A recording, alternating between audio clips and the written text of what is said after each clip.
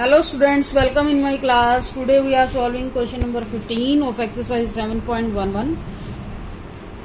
15 question पे 0 to pi by 2 statement हमारे पास क्या है, 0 से pi by 2 sin x minus cos x over 1 plus sine x into cos x D x.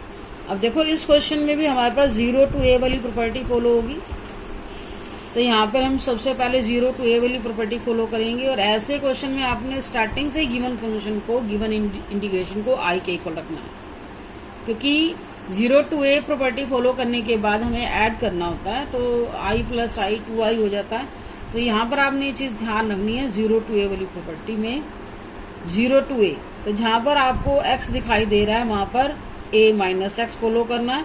a means आपके पास क्या है, pi by 2 minus x minus cos pi by 2 minus x over 1 plus sine pi by 2 minus x into cos pi by 2 minus x.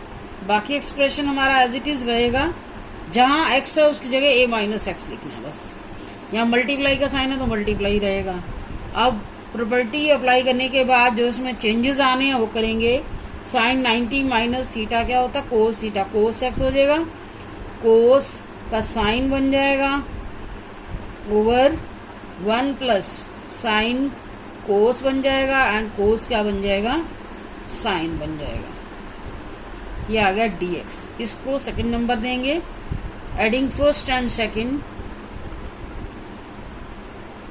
First and second i plus i 2i, और left hand side में तो हमारे पास i से i plus i हो गया। Right hand side में आप देखो फर्स्ट और सेकंड को ऐड करोगे, 0 से पाई बाई 2 हमारे पास कॉमन टर्म है, तो इसे हम कॉमन लिख देते हैं।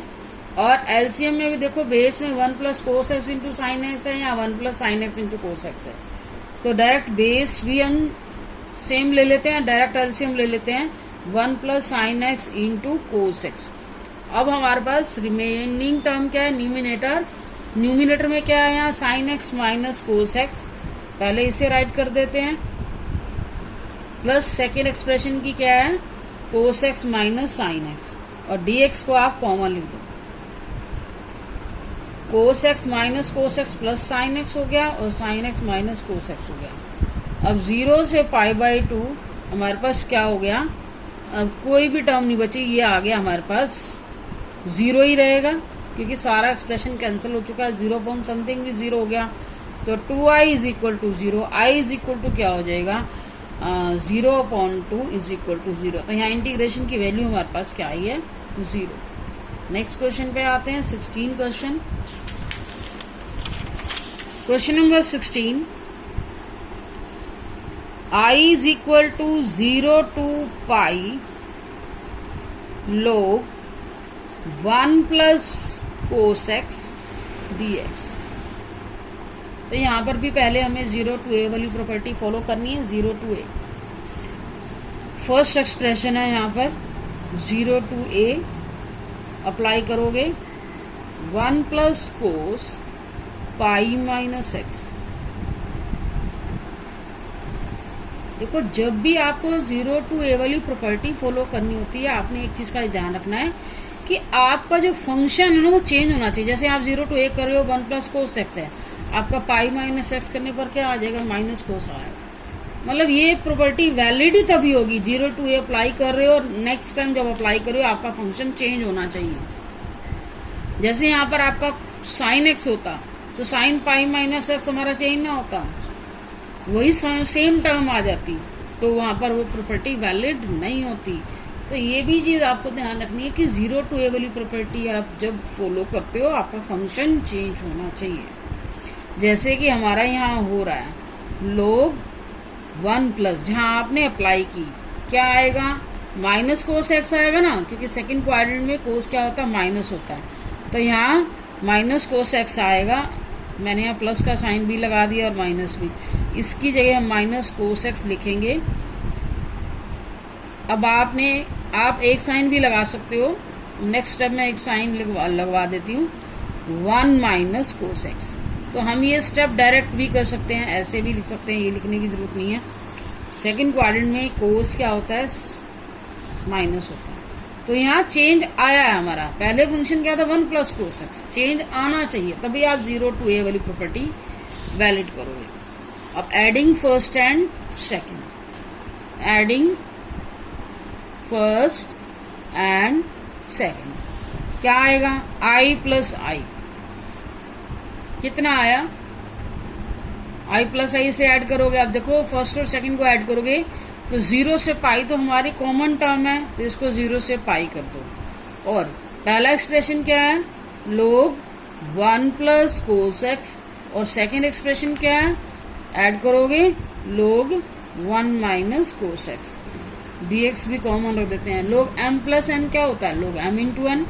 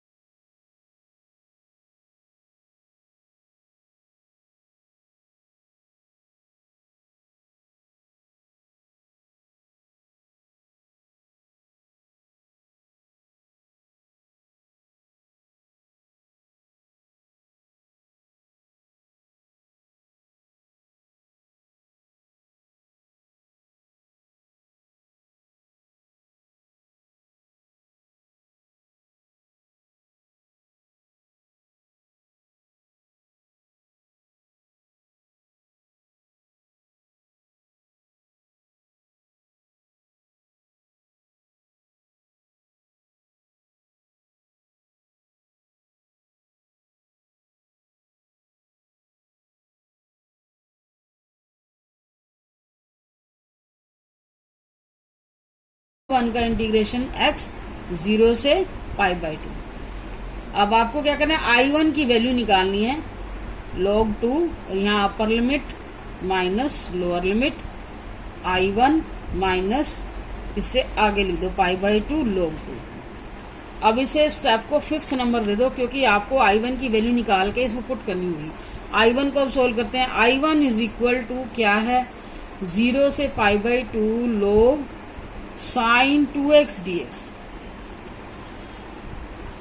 अब देखो यहां पर अब 0 to a वाली प्रॉपर्टी अप्लाई करोगे चेंज आएगा, लेकिन 0 से π/2 क्या आएगा इसमें, 0 से π/2 रखोगे साइन पाई माइनस एक्स, यहाँ लोग साइन 2x है ना, sine 2 into π/2 minus X, sine pi minus X, sine X ही रहेगा। तो यहां पर भी फिर से चेंज नहीं आ रहा, तो यहां पर भी हमें देखो चेंज नहीं आ रहा, तो इसमें आप सब्स्टिट्यूशन करोगे, put 2x is equal to t और हमारे पास क्या आया 2dx is equal to dt। dx की वैल्यू क्या निकालोगे, dt/2 और यहां पर आपकी लिमिट भी चेंज होगी। x की जगह when x is equal to 0 then t is equal to 0, when x is equal to π/2 तो t क्या आएगा आपके पास, पाई आ जाएगा। तो I1 क्या आया, 0 से पाई आपकी लिमिट हो गई, log sin t dt और dx की वैल्यू क्या थी आपके पास, dt/2 थी, 1/2 हम आगे लिख देते हैं। और यहां पर आपको स्टार्टिंग में आपने कौन सी प्रॉपर्टी पढ़ी थी, फर्स्ट प्रॉपर्टी हमने पढ़ी थी, वो यूज करनी है। a to b fx dx किसके इक्वल होता था, a to b ft dt। ये इसका आपको मैंने प्रॉपर्टीज में डेरिवेशन भी दिया है कि आपका फंक्शन यहाँ सेम हो, जैसे x स्क्वायर है यहाँ t स्क्वायर है, आंसर क्या आएगा, सेम आएगा। तो यहाँ पर मैं क्या कर सकती हूँ, लोग t की जगह साइन x कर दें, यहाँ पर भी t कर दें और लिमिट भी वही रखें, तो फंक्शन में कोई फर्क नहीं पड़ेगा। तो I1 की जगह हम क्या लिखेंगे, हाफ 0 से पाई log sin x dx। तो ये हमारा स्टार्टिंग वाला ही फंक्शन है जिसका हमने स्टार्टिंग में हम जो शुरू करके चले थे, log sin x dx, log sin। तो ये हमारा एक्सप्रेशन जो हमने प्रॉपर्टी अप्लाई की थी स्टार्टिंग में 0 to a वाली, सिंप्लीफाई करने के बाद देखो फर्स्ट टाइम जब 0 to a अप्लाई किया था, हमारा 2 आगे कैंसिल होने के बाद i आ गया था ना, 0 से पाई log sin x। तो इसको आपने यहाँ पर a नेम दे देना, तो ये हमारा i था, इसको भी हम क्या कह सकते हैं, i कह सकते हैं। तो 1/2 ये आपका क्या है, i है। इसका मतलब I1 की वैल्यू क्या आई, हाफ 1/2 i। तो I1 की वैल्यू आप पुट करो 5th रिजल्ट में, फ्रॉम 5th I इंटीग्रेशन किसके इक्वल होगा, I किसके इक्वल है, I1 माइनस π/2 log 2, π/2 log 2 और I1 की वैल्यू हमने क्या निकाली है, हाफ I1, हाफ I1 ही हाफ I आएगा, I1 की value half I minus π/2 log 2। ये I है, यहाँ पर I उसमें से हाफ I कैंसिल करोगे, क्या बचेगा, हाफ I बचेगा माइनस π/2 log 2। अब इसको आप क्या करोगे, 2 को इधर लाओ तो आपके पास क्या रहेगा, माइनस 2 पाई और ये डिवाइड वाला पाई है log 2, 2 से 2 कैंसिल, माइनस पाई log 2। तो इस क्वेश्चन को अच्छे से करना, थोड़ा सा लेंथी है लेकिन बार बार आपको पढ़ने की जरूरत है, 2-3 बार प्रैक्टिस करने पर हो जाएगा। Thank you for watching video.